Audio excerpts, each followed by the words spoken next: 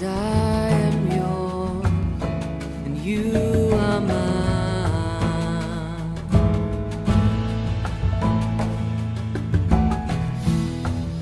'Cause I am yours, you are mine.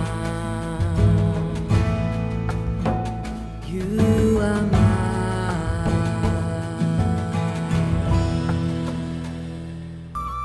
న్యాయాధిపతుల గ్రంథము 17వ అధ్యాయము 1వ వచనం నుండి. మీకా అన్నొకడు ఎఫ్రాయిముల మన్య దేశంలో నుండెను. అతడు తన తల్లిని చూచి, నీ యొద్ద నుండి తీసుకొనిన రూకలు అనగా నీవు ప్రమాణము చేసి నా వినికిడిలో మాటలాడిన ఆ 1100 వెండి రూకలు నా యొద్దనున్నవి. ఇదిగో నేను వాటిని తీసుకొంటినని ఆమెతో చెప్పగా, అతని తల్లి, నా కుమారుడు యెహోవా చేత ఆశీర్వదింపబడును గాక అనెను. అతడు ఆ 1100 రూకలను తన తల్లికి మరలా నీయగా, ఆమె పోత విగ్రహము చేయించుటకై నా కుమారుని చేత తీసుకొనిన ఈ రూకలను నేను యెహోవాకు ప్రతిష్ఠించుచున్నాను, నీకు మరలా అది ఇచ్చేదనెను. అతడు ఆ రూకలను తన తల్లికి ఇయ్యగా, ఆమె వాటిలో 200 పట్టుకొని కంసాలికి అప్పగించెను. అతడు వాటితో చెక్కబడిన ప్రతిమా స్వరూపమైన పోత విగ్రహమును చేయగా, అది మీకా ఇంట ఉంచబడెను. మీకా అను ఆ మనుషునికి దేవమందిరం ఒకటి ఉండెను. మరియు అతడు ఏఫోదును గృహదేవతలను చేయించి తన కుమారులలో ఒకరిని ప్రతిష్ఠింపగా, ఇతడు అతనికి యాజకుడాయను. ఆ దినములలో ఇజ్రాయేలీలకు రాజు లేడు. ప్రతివాడును తన తన ఇష్టానుసారంగా ప్రవర్తించుచూ వచ్చెను. యూదా బెత్లెహేములో నుండి వచ్చిన యూదా వంశస్థుడైన ఒక యవనుడుండెను. అతడు లేవీయుడు. అతడు అక్కడ నివసించెను. ఆ మనుష్యుడు తనకు స్థలము దొరికిన చోట నివసింపవలనని యూదా బెత్లెహేం నుండి బయలుదేరి ప్రయాణం చేయుచు ఎఫ్రాయిముల మన్యదేశమునున్న మీకా ఇంటికి వచ్చెను.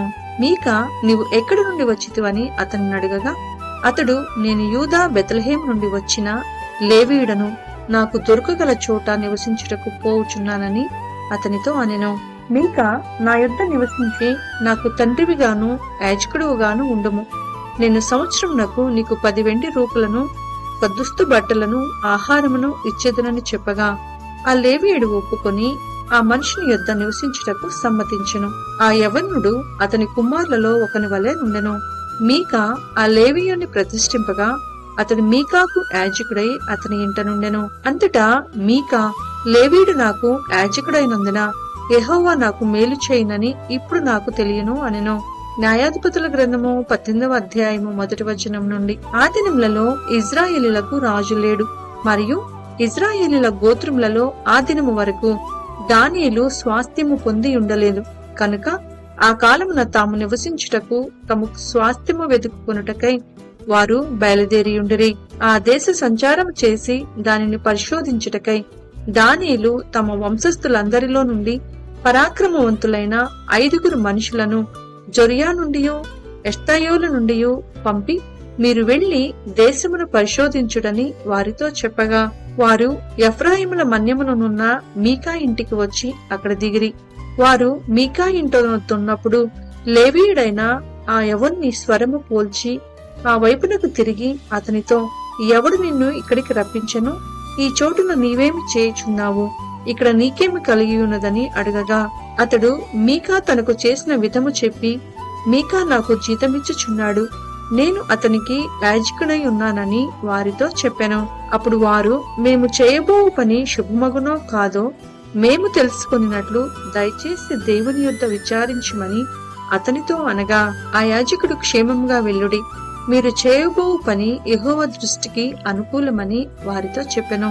కాబట్టి ఆ 5 మనుషులు వెళ్లి లాయిషునకు వచ్చి, దానిలోని జనము సీదోనీయుల వలె సుఖముగాను నిర్భయముగాను నివసించుటయు, అధికార బలము పొందిన వాడెవడునూ లేకపోవుటయు, ఏ మాత్రమైనను అవమానపరచగల వాడెవడునూ ఆ దేశంలో లేకపోవుటయు, వారు సీదోనీయులకు దూరస్తులై ఏ మనుషులతోనూ సాంగత్యం లేకుండుటయు చూచిరి. వారు జొరియాలోను ఎష్తాయోలులోను ఉండు తమ స్వజనుల ఎద్దుకు రాగా, వారు మీ తాత్పర్యం ఏమిటని అడిగిరి. అందుకు వారు, లెండి, వారి మీద పొడదము, ఆ దేశమును మేము చూచితిమి, అది బహుమంచిది, మీరు ఊరగనున్నారేమి? ఆలస్యము చేయగా బయలుదేరి ప్రవేశించి ఆ దేశమును స్వాధీనపరుచుకొనడి. జనులు నిర్భయముగా నున్నారు కనుక మీరు పోయి వారి మీద పడవచ్చును. ఆ దేశము నలుదిక్కులా విశాలమైనది. దేవుడు మీ చేతికి దాన్ని నప్పగించును. భూమిలోనున్న పదార్థములలో ఏదియూ అచ్చట కుదువలేదనిరి. అప్పుడు జొర్యాలోను ఎష్తాయేలులోనూ ఉన్న దానియులైన 600 మంది యుద్ధాయుధములు కట్టుకొని అక్కడ నుండి బయలుదేరి యూదా దేశమందలి కిరియత్యారీములో దిగిరి. అందుచేతను నేటి వరకు ఆ స్థలమునకు దానియుల దండని పేరు. అది కిరియత్యారీమునకు పడమటనున్నది. అక్కడి నుండి వారు ఎఫ్రాయిముల మన్య ప్రదేశమునకు పోయి మీకా ఇంటికి వచ్చిరి. కాబట్టి లాయిషు దేశమును సంచరించుటకు పోయిన ఆ 5 మనుషులు తమ సహోదరులను చూచి, ఈ ఇండ్లలో ఏఫోదును గృహదేవతలను చెక్కబడిన ప్రతిమయు పోత విగ్రహమును ఉన్నవని మీరెరుగుదురా? మీరేమి చేయవలనో దాన్ని యోచన చేయడనగా వారు ఆ తట్టు తిరిగి లేవీయుడైన ఆ యవనుడున్న మీకా ఇంటికి వచ్చి అతన్ని కుశల ప్రశ్నలు అడిగిరి. దానియులైన ఆ 600 మంది తమ యుద్ధాయుధములను కట్టుకొని గవిన వాకిట నిల్చుండగా దేశమును సంచరించుటకు పోయిన ఆ 5 మనుషులు లోపలికి చచ్చి ఆ ప్రతిమను, ఏఫోదును, గృహదేవతలను, పోత విగ్రహమును పట్టుకొనిరి. అప్పుడు ఆ యాజకుడు యుద్ధాయుధములు కట్టుకొనిన ఆ 600 మంది మనుషులతో కూడా గవిని ఎదుట వాకిట నిలిచియుండెను. వీరు మీకా ఇంటికి పోయి చెక్కబడిన ప్రతిమను, ఏఫోదును, గృహదేవతలను, పోత విగ్రహమును పట్టుకొనినప్పుడు ఆ యాజకుడు మీరేమి చేయుచున్నారని వారిని అడుగగా వారు, నీవు ఊరుకుండుము, నీ చెయ్యి నీ నోటి మీద ఉంచుకొని మాతో కూడా వచ్చి మాకు తండ్రివిగాను యాజకుడువుగాను ఉండుము. ఒకని ఇంటి వారికే యాజకుడువై ఉండుట నీకు మంచిదా? ఇజ్రాయిలలో ఒక గోత్రమునకును కుటుంబమునకును యాజకుడువై ఉండుట మంచిదా అని అడిగిరి. అప్పుడు ఆ యాజకుడు హృదయమున సంతోషించి ఆ యెఫోదును, గృహదేవతలను, చెక్కబడిన ప్రతిమను పట్టుకొని ఆ జనుల మధ్య చేరెను.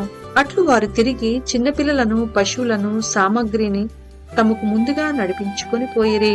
వారు మీకా ఇంటికి దూరమైనప్పుడు మీకా పొరుగింట్ల వారు పోగై దానియులను వెంటాడి కలుసుకొని వారిని పిలువగా వారు తమ ముఖములను త్రిప్పుకొని, నీకేమి కావలెను? ఇట్లు గుంపు కూడనేలా అని మీకాను అడిగిరి. అందుకతడు, నేను చేయించిన నా దేవతలను, నేను ప్రతిష్ఠించిన యాజకుని మీరు పట్టుకుని పోచున్నారే, ఇక నా యొద్ద ఏమి ఉన్నది? నీకేమి కావాలనుచున్నారే? అదేమన్న మాట అనగా, దానియులు, నీ స్వరము మాలో నెవరికి నీ వినబడనీకము, వారు ఆగ్రహపడి నీ మీద పడుదురేమో, అప్పుడు నీవు నీ ప్రాణమును, నీ ఇంటి వారి ప్రాణమును పోగొట్టుకొందువని అతనితో చెప్పి తమ త్రోవను వెళ్ళిరి. వారు తనకంటే బలవంతులని మీకా గ్రహించిన వాడై తిరిగి తన ఇంటికి వెళ్లిపోయెను. మీకా చేసుకున్న దానిని అతని యొద్దనున్న యాజకుని వారు పట్టుకొని సుఖముగాను నిర్భయముగాను ఉన్న లాయిష్ వారి మీదికి వచ్చి కత్తివాత వారిని హతము చేసి అగ్ని చేత ఆ పట్టణమును కాల్చివేసిరి. అది సీదోనుకు దూరమైనందునను వారికి అన్యులతో సాంగత్యమేమీయూ లేనందునను వారు ఎవడనో తప్పించుకొనలేదు. అది బేత్రెహోబునకు సమీపమైన లోయలోనున్నది. వారొక పట్టణమును కట్టుకొని అక్కడ నివసించిరి. ఇజ్రాయేలుకు పుట్టిన తమ తండ్రి అయిన దానును బట్టి ఆ పట్టణమునకు దాను అని పేరు పెట్టిరి. పూర్వము ఆ పట్టణమునకు లాయిషు అని పేరు. దానియులు చెక్కబడిన ఆ ప్రతిమను నిలుపుకొనిరి. మోషే మనవుడును గెర్షోను కుమారుడునైన యోనాతానను వాడును వాని కుమారులను ఆ దేశము చెరబట్టబడు వరకు దానియుల గోత్రమునకు యాజకులై ఉండిరి. దేవుని మందిరము షీలోహులోనున్న దినములన్నిటను వారు మీకా చేయించిన ప్రతిమను నిలుపుకొని ఉండిరి. న్యాయాధిపతుల గ్రంథము 19వ అధ్యాయము 1వ వచనం నుండి. ఇజ్రాయేలీలకు రాజులేని దినములలో లేవీయుడైన ఒకడు ఎఫ్రాయిముల మన్యపు ఉత్తర భాగమున పరదేశిగా నివసించుచుండెను. అతడు యూదా బెత్లెహేములో నుండి ఒక స్త్రీని తనకు ఉపపత్నిగా తెచ్చుకొనగా అతని ఉపపత్ని అతనిని విడిచి ఒకనితో వ్యభిచరించి యూదా బెత్లెహేములోని తన తండ్రి ఇంటికి పోయి అక్కడ 4 నెలలుండెను. ఆమెతో ప్రేమగా మాట్లాడి ఆమెను తిరిగి తెచ్చుకొనుటకై ఆమె పెనిమిటి లేచి తన దాసుని 2 గాడిదలను తీసుకొని ఆమె యొద్దకు వెళ్ళగా ఆమె తన తండ్రి ఇంట అతన్ని చేర్చెను. ఆ చిన్నదాని తండ్రి అతన్ని చూచినప్పుడు అతన్ని కలుసుకొని సంతోషించెను. ఆ చిన్నదాని తండ్రియగు అతని మామ వెళ్ళనీయనందున అతడు 3 దినములు అతని యొద్ద నుండెను. కనుక వారు అన్నపానములు పుచ్చుకొనుచు అక్కడ నిలిచిరి. 4వ నాడు వారు వేకువను వెళ్ళుటకు నిద్ర మేలుకొనగా అతడు లేవసాగెను. అయితే ఆ చిన్నదాని తండ్రి, నీవు కొంచెము ఆహారము పుచ్చుకొని తెప్పరిల్లిన తర్వాత నీ త్రోవను వెళ్ళవచ్చునని తన అల్లునితో అనగా వారిద్దరూ కూర్చుండి అన్నపానములు పుచ్చుకొనిరి. తర్వాత ఆ చిన్నదాని తండ్రి, దయచేసి ఈ రాత్రి అంతయు ఉండి సంతోషపడము, నీ హృదయమును సంతోషపరచుకొనుము అని ఆ మనుషునితో చెప్పి అతడు వెళ్ళుటకు లేచినప్పుడు అతని మామ బలవంతము చేయగా అతడు ఆ రాత్రి అక్కడ నుండెను. 5వ దినమున అతడు వెళ్ళవలెనని ఉదయమున లేచినప్పుడు ఆ చిన్నదాని తండ్రి, నీవు నీ ప్రాణము బలపరుచుకొనుమని చెప్పినందున వారు ప్రొద్దు వ్రాలు వరకు తడువు చేసి ఇద్దరూ కూడి భోజనము చేసిరి.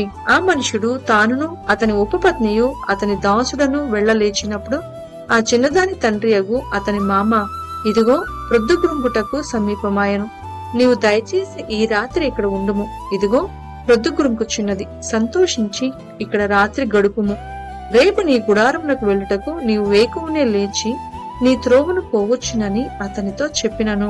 అతడు అక్కడ ఆ రాత్రి గడపనొల్లగా లేచి వెళ్లి యెబూసను యెరూషలేము ఎదుటికి వచ్చెను. అప్పుడు జీను కట్టబడిన 2 గాడిదలను అతని ఉపపత్నియు అతనితో కూడా ఉండెను.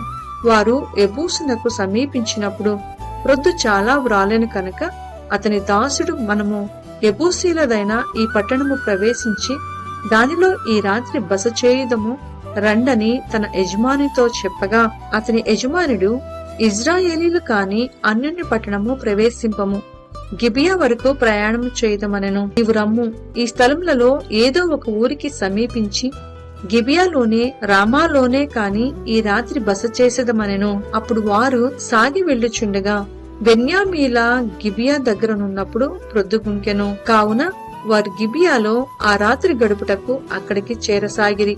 అతడు చేరి ఈ ఊరి సంత వీధిలో నుండెను. బస చేయుటకెవడునూ వారికి తన ఇంటికి పిలువలేదు. ఆ చోటి మనుష్యులు బెన్యామీనీయులు. సాయంకాలమున ఒక ముసలివాడు పొలములోని తన పని నుండి వచ్చెను. అతడు ఎఫ్రాయిముల మన్య ప్రదేశం నుండి వచ్చి గిబియాలో నివసించువాడు. అతడు కన్నులెత్తి ఊరి సంత వీధిలో ప్రయాణస్తుడైన ఆ మనిషిని చూచి, నీవెక్కడికి వెళ్ళుచున్నావు, నీవెక్కడ నుండి వచ్చితివి అని అడిగెను. అందుకతడు, మేము యూదా బెత్లెహేము నుండి ఎఫ్రాయిమీయుల మన్యము అవతలకు వెళ్ళుచున్నాము, నేను అక్కడి వాడను, నేను యూదా బెత్లెహేమునకు పోయి ఉంటిని, ఇప్పుడు యెహోవా మందిరమునకు వెళ్ళుచున్నాను, ఎవడనూ తన ఇంట నన్ను చేర్చుకొనలేదు. అయితే మా గాడిదలకు గడ్డి మొదలైన మేతయు నాకును నా పనికత్తెకును నీ దాసులతో కూడా నున్న నా నౌకరులకును ఆహారమును ద్రాక్షారసమును ఉన్నవి, ఏదియూ తక్కువ లేదని అతనితో చెప్పగా ఆ ముసలివాడు, నీకు క్షేమ మగును గాక, నీకేమైనా తక్కువైన ఎడలా వాటి భారము నా మీద ఉంచుము, మెట్టుకు వీధిలో రాత్రి గడపకూడదని చెప్పి తన ఇంట అతన్ని చేర్చుకొని వారి గాడిదల కొరకు మేత సిద్ధపరచెను. అప్పుడు వారు కాళ్లు కడుగుకొని అన్నపానములు పుచ్చుకొనిరి. వారు సంతోషించుచుండగా ఆ ఊరి వారిలో కొందరు పోకిరిలో ఆ ఇల్లు చుట్టుకొని తలుపు కొట్టి, నీ ఇంటికి వచ్చిన మనుషుణ్ణి మేము ఎరుగునట్లు అతని బయటికి తెమ్మని ఇంటి యజమానుడైన ఆ ముసలి వానితో అనగా, ఇంటి యజమానుడైన ఆ మనుష్యుడు వారి యొద్దకు బయలువెళ్లి, నా సహోదరులారా, అది కూడదు, అట్టి దుష్కార్యము చేయకూడదు, ఈ మనుషుడు నా ఇంటికి వచ్చను కనుక మీరు ఈ వెర్రి పని చేయకుడి, ఇదిగో కన్య అయిన నా కుమార్తెయును ఆ మనుషుని ఉపపత్నియు నున్నారు, నేను వారిని బయటికి తీసుకుని వచ్చేదను, మీరు వారిని నీచపరిచి మీ ఇష్ట ప్రకారముగా వారి ఎడల జరిగింపవచ్చును, కాని ఈ మనుషుని ఎడల ఈ వెర్రి పని చేయకూడని వారితో చెప్పెను. కాని అతని మాట వినుటకు వారికి మనస్సు లేకపోయాను కనుక ఆ మనుషుడు బయటనున్న వారి యొద్దకు తన ఉపపత్నిని తీసుకుని పోగా వారు ఆమెను కూడి ఉదయం వరకు ఆ రాత్రి అంతయు ఆమెను చెరుపుచుండిరి. తెల్లవారుగా వారు ఆమెను విడిచి వెళ్లిరి. ప్రాతకాలమున ఆ స్త్రీ వచ్చి వెలుగు వచ్చు వరకు తన యజమానుడున్న ఆ మనిషిని ఇంటి ద్వారమున పడియుండెను.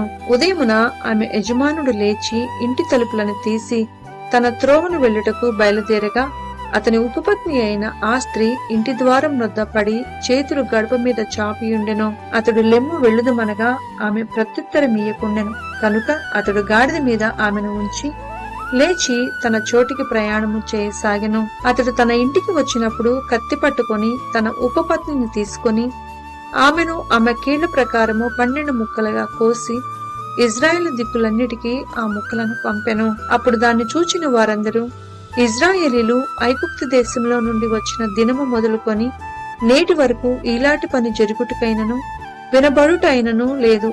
మీరు ఇది మనస్సుకు తెచ్చుకొని దీన్ని బట్టి ఆలోచన చేసి దీనిని గూర్చి మాట్లాడుడని ఒకరితోనొకరు చెప్పుకొనిరి.